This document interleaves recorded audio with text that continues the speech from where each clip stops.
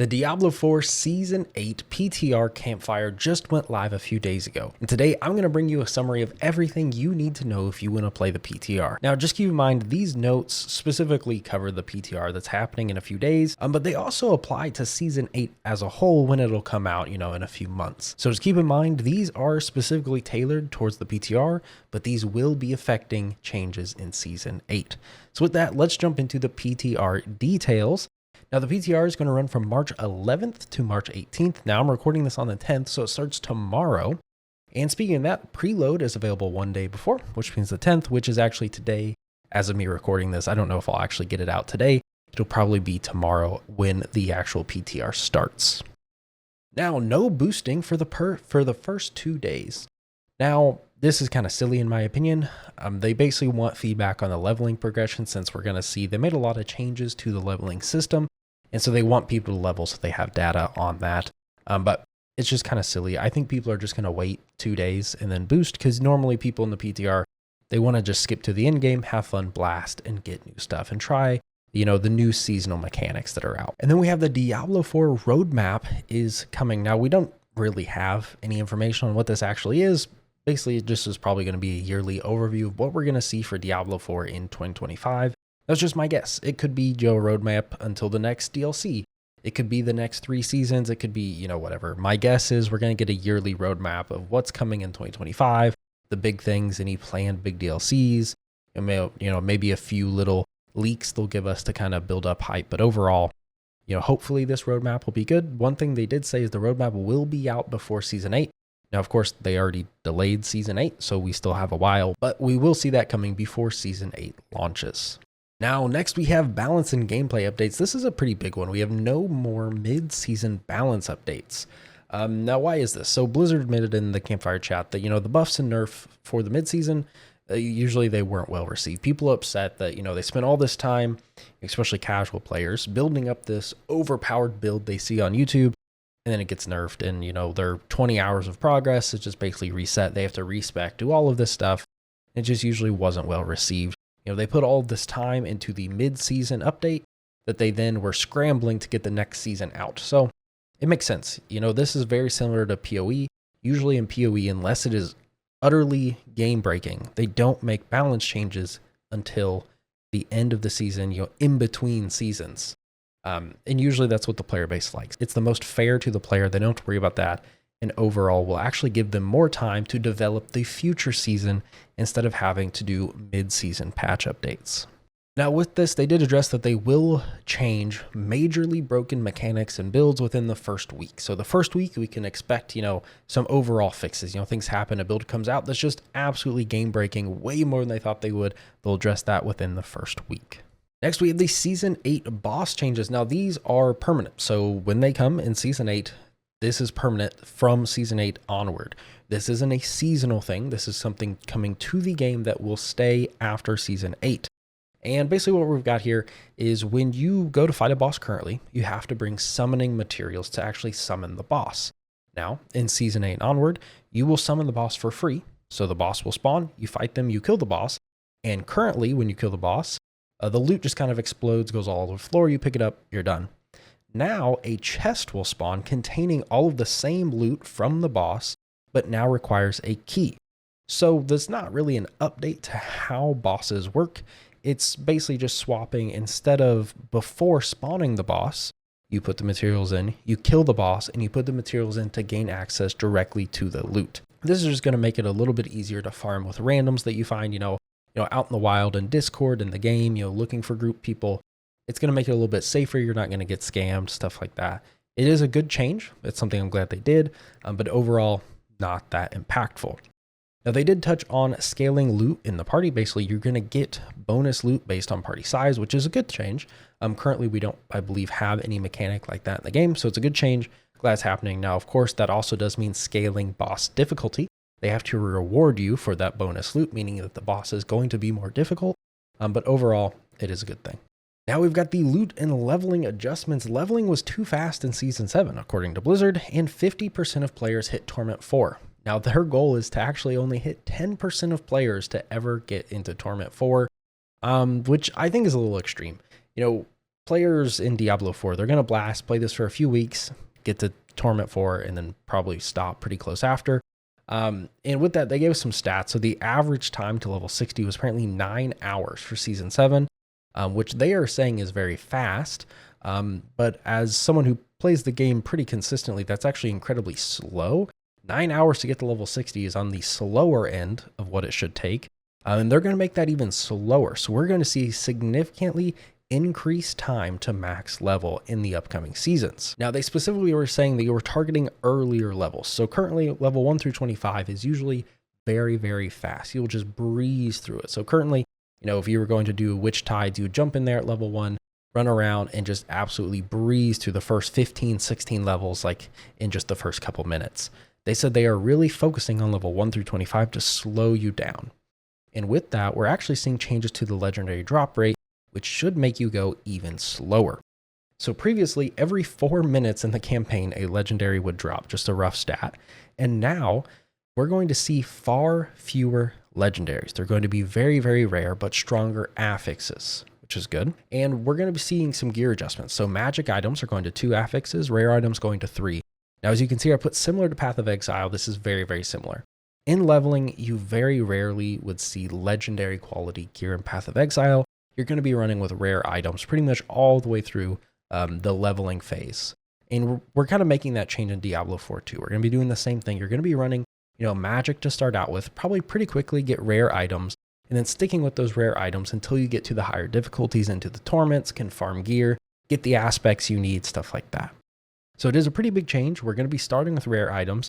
And I'm very curious to see if early game, it's going to be really important to craft more than you're going to find. Because normally you didn't have to do much crafting in the early game. You would find, the legendaries just on the ground so often, you never need to craft. But now if you're finding rare items all the time, you're going to have to take those rare items, go and get the dungeon unlocks that allow you to get access to the aspects, and then craft those rare items with your aspects to make your build work in the early game. Now we'll see how much this changes, but this is a fairly big adjustment. It's probably one of the bigger things happening this season, so it's just something to keep in mind. So we got a new sneak peek at the seasonal mechanic boss powers. So honestly, they look pretty cool. I do have a few problems that we're going to touch on in a minute with them, but basically there's going to be 24 powers you can collect, upgrade. One big change that is coming, boss powers are going to scale with your Paragon levels. So previous seasons, the seasonal powers, like you can think vampirism powers or even the witch powers from the previous season, were very, very strong early on. Then as you leveled up, they became weaker in comparison to your character because your character became so strong. The powers, which weren't all that weak, just seemed weak because of the character strength. So now that it's scaling, the power should, in theory, be strong in the middle, strong at the end as well. So we're going to be seeing that scaling happen. And I'm curious, it should make it more enjoyable.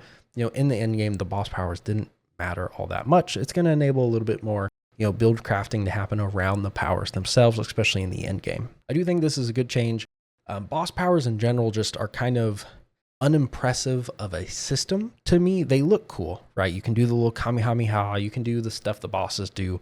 It looks cool, but the same power system, we're just getting the same reskin, we're getting vampire powers, except now they're just from bosses. We're getting witch powers, except now they're just from bosses. And we're just going to get them, upgrade them, collect them, same type of system. We're not really breaking the mold of a power being gained per season from a certain entity. We're not doing anything creative. And I think that's where Diablo is struggling. We really need to bring something new. Like you're going to get the powers in a new way. Instead of doing witch tides, you're now going to fight bosses. And that's cool.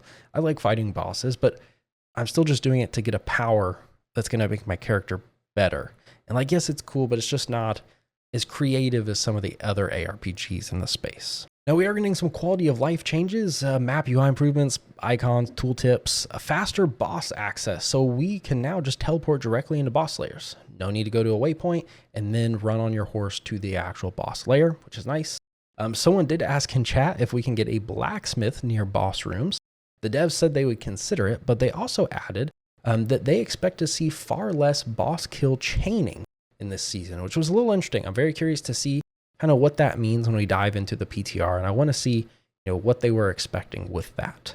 Now, in the PTR, we do have some class updates and a little bit of reworks, but overall, nothing major. Barbarian, they're making more physical base, so they're going to make him more of this big, strong hammer and axe wielding destroyer class. It's just, double swing, whirlwind, mighty throw getting buffed. We're just going to see, basically more big swinging, damaging barbarian, which is cool. It's a good change.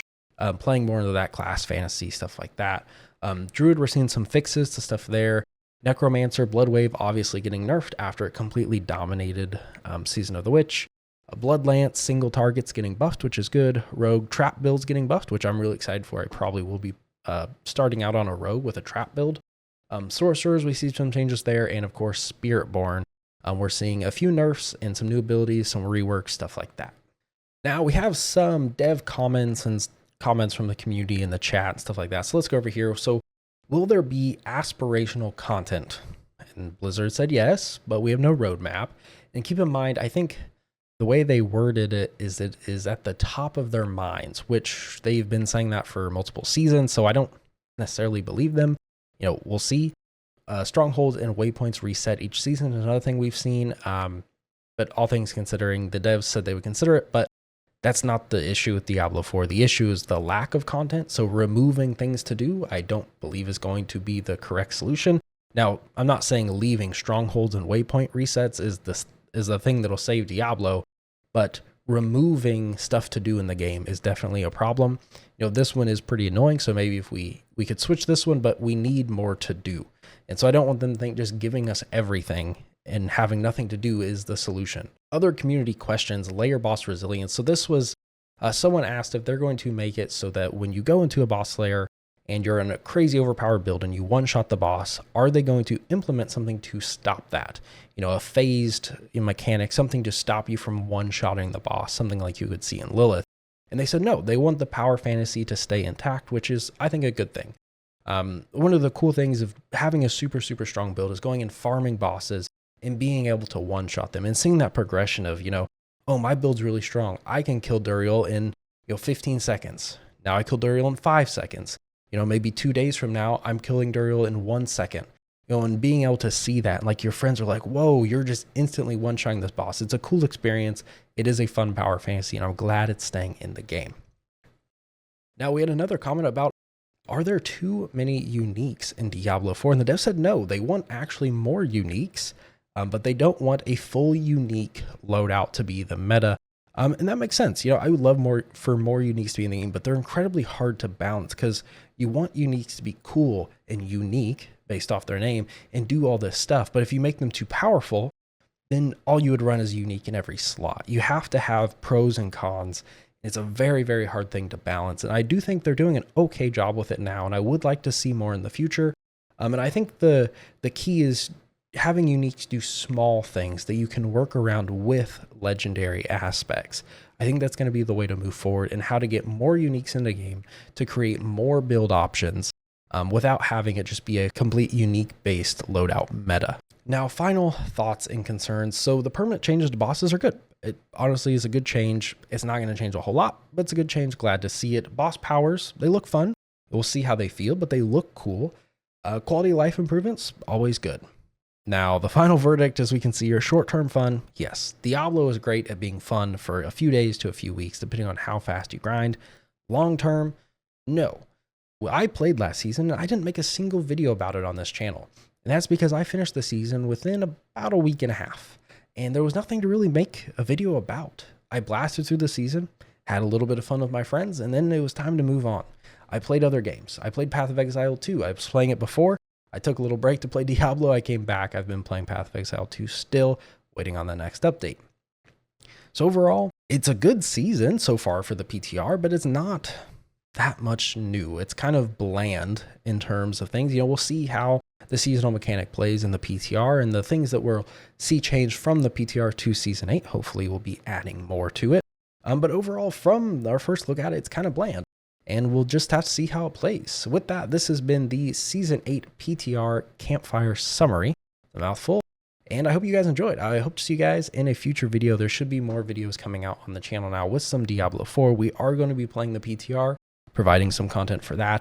And I'm thinking about branching this YouTube channel out to cover a few more topics and a few more games, like, diving into Path of Exile more. I played Path of Exile 1. I've been loving Path of Exile 2, and I want to make videos about that, and hopefully they are well received on the channel. So keep in mind for stuff like that in the future.